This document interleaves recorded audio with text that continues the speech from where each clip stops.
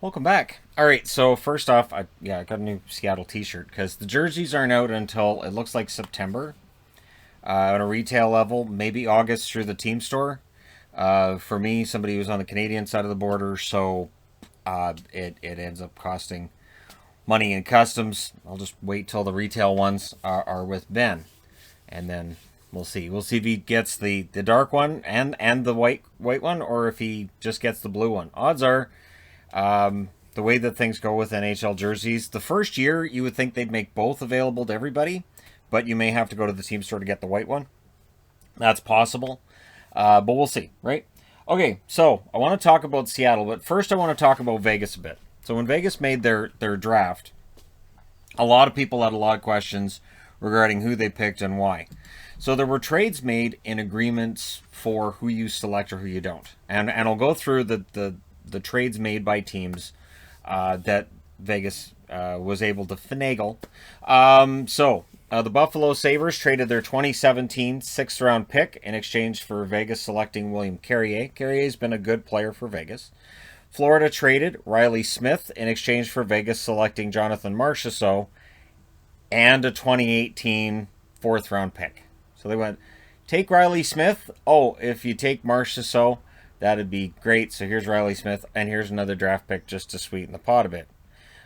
So there's 2/3 of their first line that first year. Carolina Hurricanes traded Boston's 2017 fifth round pick in exchange for Vegas selecting Connor Brickley. Vegas legend Connor Brickley. Winnipeg Jets traded their 2017 first round pick, which was 13th overall. I believe that's the Nick Suzuki pick. And 2019 third round pick in exchange for Vegas selecting Chris Thorburn and Columbus's 2017 first round pick, which had previously been acquired by Vegas. Tampa Bay Lightning traded their 2017 second round pick, Pittsburgh's 2018 fourth round pick, and Nikita Gusev in exchange for Vegas selecting Jason Garrison. The New York Islanders, they traded their 2017 first round pick, a 2019 second round pick, Mikhail Grabovski, easy for me to say, Jake Bischoff in exchange for Vegas selecting Jean-Francois Berube. So they made out pretty well with the Islanders, and they take the cap dump with Grabovski as well. The Anaheim Ducks traded Shea Theodore in exchange for Vegas selecting Clayton Stoner, a contract they wanted to be rid of. So they're like, all right, you take him, we'll give you Shea Theodore, a move which people still talk about now. And of course, Minnesota Wild trade Alex Tuch in exchange for Vegas selecting Eric Howla and a conditional 2017 or 2018 third round pick. The interesting thing with that one is that, of course, they wanted to make sure they didn't lose other more coveted players off their blue line, and Tuch was the one they sacrificed. Well, of course, Tuch's been a huge part of the Vegas Golden Knights over the last 4 years. Columbus traded their 2017 first round pick, which was then traded to Winnipeg, 2019 second round pick, and David Clarkson, so that contract, in exchange for Vegas selecting William Karlsson. So what's interesting is 2/3 of Vegas's first line was traded to them in expansion consideration manner, right? Whether it's Karlsson, Smith, and then of course Marchessault, they actually take in the expansion draft. Yeah, so the NHL GMs went out and gave them their first line.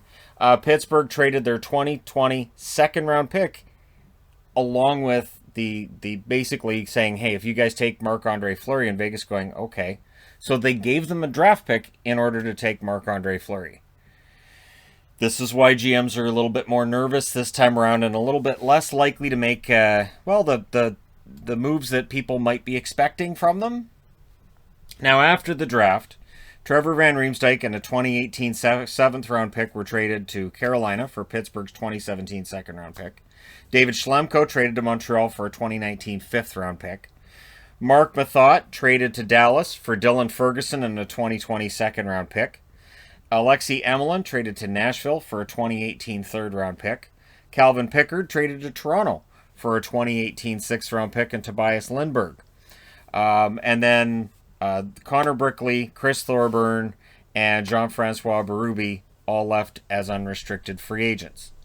So, with all of that as your backdrop, Seattle now is in a position where they can start making those pre-draft trades. We haven't seen any yet. We'll see likely at least a couple over the next few days. But there's some holdups. So now let's go through the list. For Seattle, there's going to be high price contracts that are available. Right now, there's a lot of discussion of, oh, they should take this guy, mostly from fans, but some of the media too, which is like, oh, they should pick this guy up. And a lot of it's name recognition, where I look and I say, you know what? That player has been great. He's had a good career. But at this point, why would Seattle take him? He's either older, so that's got to be something that Ron Francis thinks about when he makes his expansion draft picks. And those high-priced contracts eat into your cap. And they eat into your ability to go out during, free agency and maybe pick other guys up. So I understand them not necessarily wanting to pick up high-priced contracts. Now, that leads into point number 2. There were trades that were made by Vegas in 2017 to take on bad contracts. The price that Ron Francis, apparently, according to Pierre LeBrun and others that I've read, Ron Francis is asking for a very steep price to take on a bad contract. And he should. He should. If he's going to make an expansion agreement with a team, if he's going to take on a high-priced contract, or he's going to, help a team out, he doesn't need to drop his price. He can just select the best players. And that's something I've said all along. I've seen for the last 3 years now, basically since Vegas won 50-plus games their first year, they end up in the Stanley Cup Final, people saying, next team comes in, no GMs are making deals, forget it. Then Ron Francis just takes the best player available, and he puts together a pretty decent team right out of the gate. But definitely those deals that I use as the preamble for this, those all help make Vegas better. So Seattle's going to be looking to do something similar. Remember, they've been doing professional scouting for about 2 years. It's like a year and a half they've been doing the professional scouting where they're figuring out who they're really after and all that. And I'm sure they've studied plenty of video. They've been over it. There's a lot of scouting going on with this organization. I don't think they're going to have their eyes closed on any of these players. I think when a GM calls and says, hey, so we've got this player, would you like him? I think Ron Francis will already know the answer at the start of the call. I don't think he's going to have to ask for a whole lot of information because I think they have these meetings all the time. There's been talk about how they have the mock expansion drafts regularly in Seattle where they figure, okay, so who do we take today? Who do we think would be available? So the trade demands are going to be high. And again, I don't have a problem with that. You get one shot at this. And so we'll see. We'll see how that turns out. And then the entry draft is going to be interesting to look at. So when they're making these deals, do they get extra first-round picks? It's possible. And in this year's draft, I would think that picks outside of the top 15 might be a little easier to get than they would be during a draft that feels less like a crapshoot. There's sort of that feeling with this draft class that a lot of players didn't play as much as they would have. Some of them didn't play at all. And so there's a lot more uncertainty about this year's draft. Seattle might be able to get extra first-round draft picks.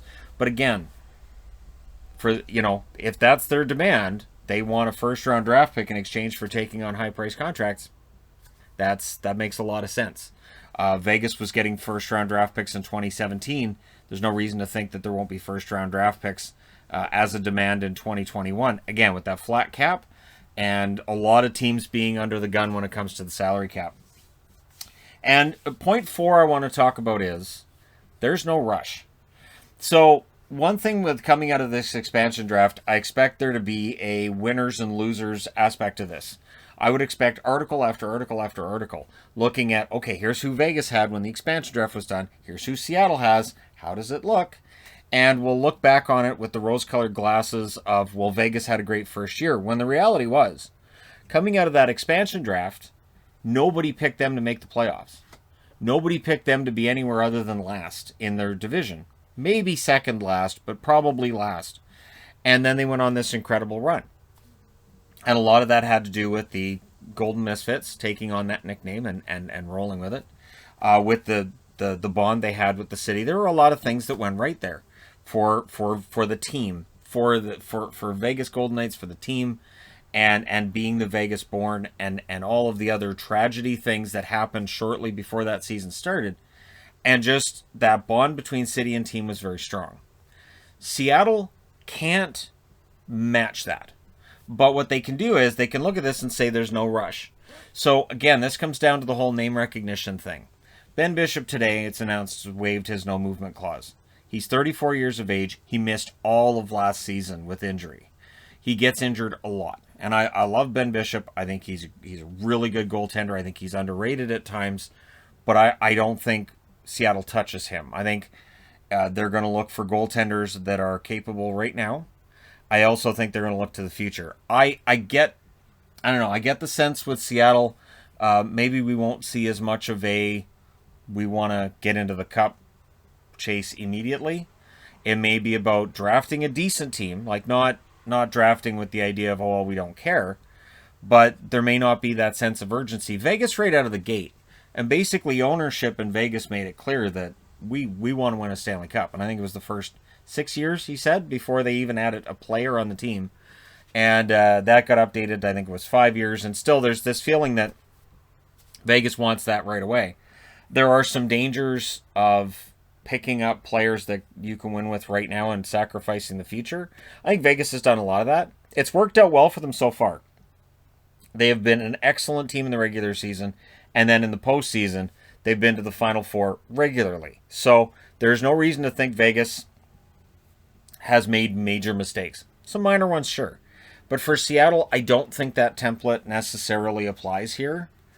And this may age really poorly. Maybe they make the playoffs right out of the gate next year. Maybe they're great right out of the gate. But while I know that pressure is there, I don't think that you cave to that. I think you draft looking to the future.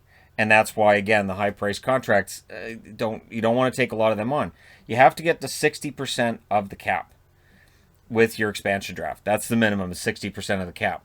That would leave them so much space. If they can get closer to the 60 and away from being closer to the 100% of the cap, that leaves them so much more space to play with the salary cap. It is the one thing with Vegas that I scratch my head about, is that Vegas had tons of cap space and they didn't have any. And I thought that was odd how that happened, that they just didn't have cap space.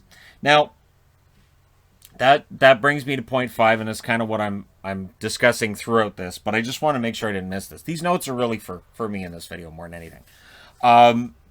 Drafting, you have to do that for the future. So the big names that are available, I remember back in 2017 when the lists were ready to come out, and there was talk about Bobby Ryan in Ottawa, who had a high price contract. And Bobby Ryan was asked whether or not he was worried that Vegas might select him, and he laughed about it. And I agreed with him. I was like, yeah, Vegas wouldn't touch that contract. And there were people that got mad at me and said, well, why wouldn't they want Bobby Ryan? He scored 30 goals in a season. Why wouldn't they want him? It was the contract.